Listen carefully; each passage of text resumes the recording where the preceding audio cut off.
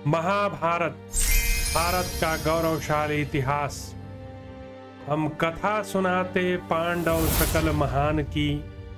यह महाभारत है पुण्य कथा श्री भगवान की। जम्बू दीपे भरतखंडे आर्यावर्ते भारतवर्षे एक नगरी है विख्यात हस्तिनापुर नाम की। यह जन्मभूमि है पांडव सकल महान की। यह महाभारत है पुण्य कथा श्री भगवान की।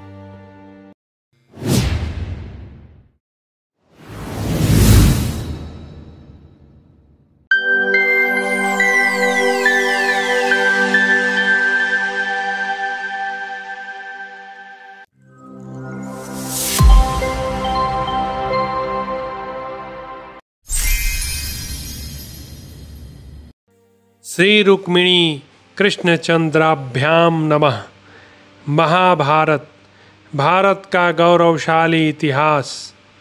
द्रोण पर्व। प्रतिज्ञा पर्व। युधिष्ठिर के मुख से अभिमन्यु वध का वृत्तांत सुनकर अर्जुन की जयद्रथ को मारने के लिए शपथपूर्ण प्रतिज्ञा।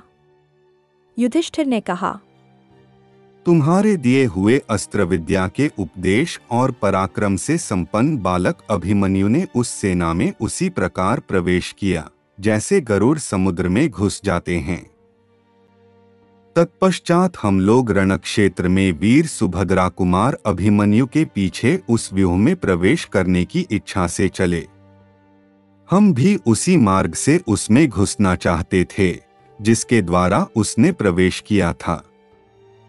युधिष्ठिर बोले, महाबाहो, जब तुम संशप्तक सेना के साथ युद्ध के लिए चले गए उस शत्रु सेना में प्रवेश किया था, उस समय आचार्य द्रोण ने मुझे पकड़ने के लिए घोर प्रयत्न किया।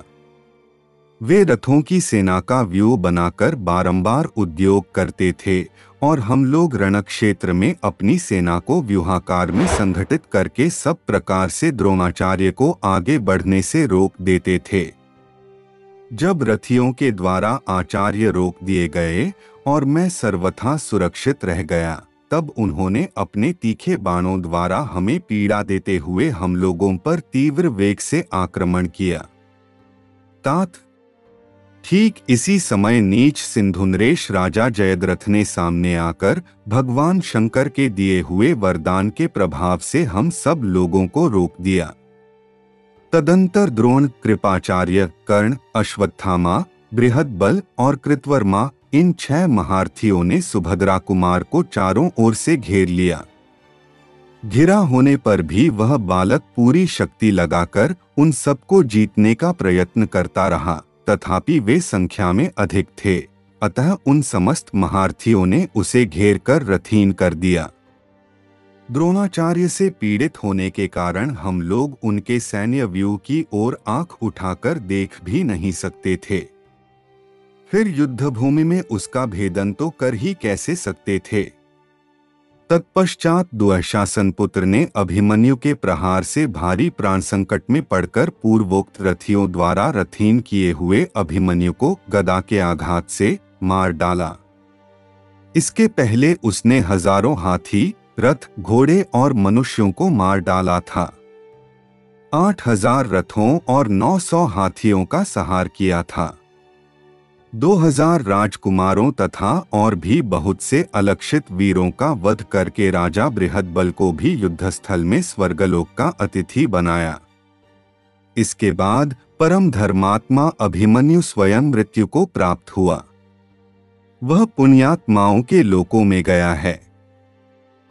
अपने पुण्य के बल से स्वर्गलोक पर विजय पाने वाले धर्मात्मा पुरुषों को जो शुभ लोक सुलभ होते हैं, वे ही उसे भी प्राप्त हुए हैं। उसने कभी युद्ध में दीनता नहीं दिखाई। वह वीर शत्रुओं को त्रास और बांधवों को आनंद प्रदान करता हुआ अपने पितरों और मामा के नाम को बारंबार विख्यात करके अपने बहुसंख्यक बंधुओं को शोक में डालकर मृत्यु को प्राप्त हुआ है। तभी से हम लोग शोक से संतप्त हैं और इस समय तुमसे हमारी भेंट हुई है। यही हम लोगों के लिए शोक बढ़ाने वाली घटना घटित हुई है। पुरुष सिंह अभिमन्यु इस प्रकार स्वर्गलोक में गया है। धर्मराज युधिष्ठिर की कही हुई यह बात सुनकर अर्जुन व्यथा से पीड़ित हो लंबी सांस लेते हुए हा पुत्र कहकर पृथ्वी पर गिर पड़े।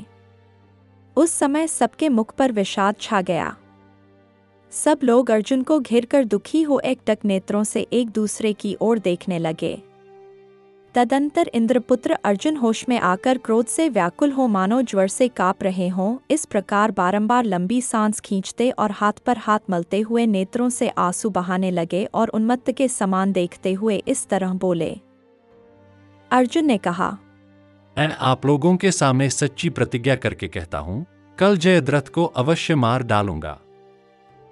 महाराज, यदि वह मारे जाने के भय से डरकर धृतराष्ट्र पुत्रों को छोड़ नहीं देगा, मेरी पुरुषोत्तम श्री कृष्ण की अथवा आपकी शरण में नहीं आ जाएगा तो कल उसे अवश्य मार डालूंगा।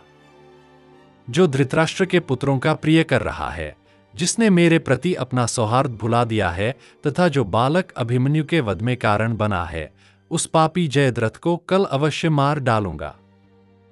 राजन, युद्ध में जयद्रथ की रक्षा करते हुए जो कोई मेरे साथ युद्ध करेंगे, वे द्रोणाचार्य और कृपाचार्य ही क्यों न हो, उन्हें अपने बाणों के समूह से आच्छादित कर दूंगा।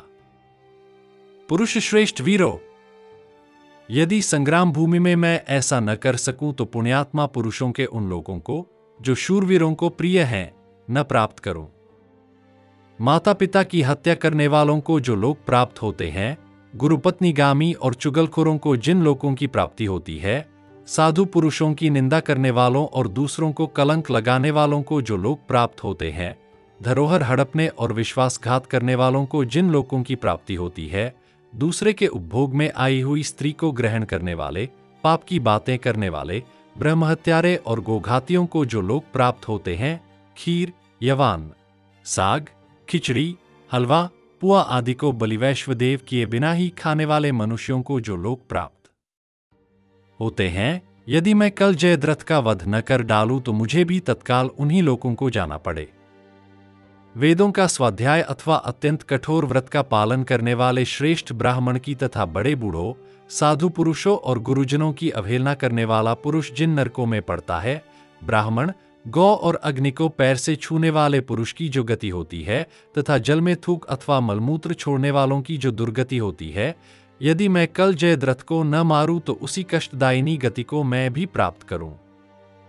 नंगे नहाने वाले तथा अतिथि को भोजन दिए बिना ही उसे असफल लौटा देने वाले पुरुष की जो गति होती है, घूसखोर, असत्यवादी तथा दूसरों के साथ वंचना, ठगी करने वालों की जो दुर्गति होती है, आत्मा का हनन करने वाले, दूसरों पर झूठे दोषारोपण करने वाले, भृत्यों की आज्ञा के अधीन रहने वाले तथा स्त्री, पुत्र एवं आश्रित जनों के साथ यथायोग्य बंटवारा किए बिना ही अकेले मिष्टान्न उड़ाने वाले क्षुद्र पुरुषों को जिस घोर नार की गति की प्राप्ति होती है, यदि मैं कल जयद्रथ को न मारूं तो मुझे भी वही दुर्गति प्राप्त हो।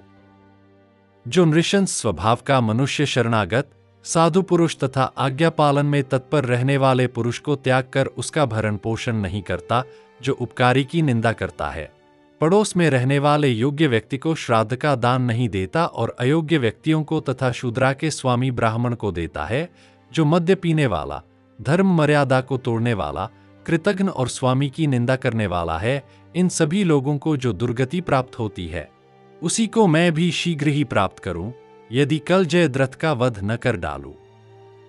जो बाएं हाथ से भोजन करते हैं, गोद में रखकर खाते हैं, जो पलास के आसन का और तेंदु की दातुन का त्याग नहीं करते तथा उषःकाल में सोते हैं, उनको जो नरकलोक प्राप्त होते हैं, वे ही मुझे भी मिले, यदि मैं जयद्रथ को न मार डालूं। जो ब्राह्मण होकर सर्दी से और क्षत्रिय होकर युद्ध से डरते हैं, जिस गांव में एक ही कुएं का जल पिया जाता हो और जहां कभी वेद मंत्रों की ध्वनि न हुई हो, ऐसे स्थानों में जो 6 महीनों तक निवास करते हैं, जो शास्त्र की निंदा में तत्पर रहते, दिन में मैथुन करते और सोते हैं, जो दूसरों के घरों में आग लगाते और दूसरों को जहर दे देते हैं, जो कभी अग्निहोत्र और अतिथि सत्कार नहीं करते तथा गायों के पानी पीने में विघ्न डालते हैं, जो रजस्वला स्त्री का सेवन करते और शुल्क लेकर कन्या देते हैं, जो बहुतों की पुरोहिती करते, ब्राह्मण होकर सेवा वृत्ति से जीविका चलाते, मुंह में मैथुन करते अथवा दिन में स्त्री सहवास करते हैं, जो ब्राह्मण को कुछ देने की प्रतिज्ञा करके फिर लोभवश नहीं देते हैं, उन सबको जिन लोगों अथवा दुर्गति की प्राप्ति होती है, उन्हीं को मैं भी प्राप्त होऊं, यदि कल तक जयद्रथ को न मार डालूं। ऊपर जिन पापियों का नाम मैंने गिनाया है तथा जिन दूसरे पापियों का नाम नहीं गिनाया है, उनको जो दुर्गति प्राप्त होती है, उसी को शीघ्र ही मैं भी प्राप्त करूं, यदि यह रात बीतने पर कल जयद्रथ को न मार डालूं। अब आप लोग पुनः मेरी यह दूसरी प्रतिज्ञा भी सुन लें। यदि इस पापी जयद्रथ के मारे जाने से पहले ही सूर्यदेव अस्ताचल को पहुंच जाएंगे तो मैं यहीं प्रज्वलित अग्नि में प्रवेश कर जाऊंगा। देवता, असुर, मनुष्य, पक्षी, नाग, पितर, निशाचर, ब्रह्मर्षि, देवर्षि, यह चराचर जगत तथा इसके परे जो कुछ है वह, ये सब मिलकर भी मेरे शत्रु जयद्रथ की रक्षा नहीं कर सकते।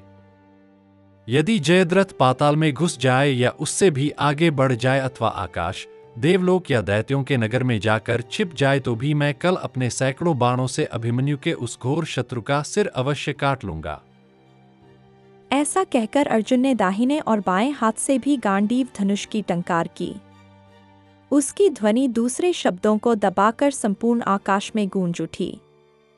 अर्जुन के इस प्रकार प्रतिज्ञा कर लेने पर भगवान श्री कृष्ण ने भी अत्यंत कुपित होकर 5 जन्य शंख बजाया।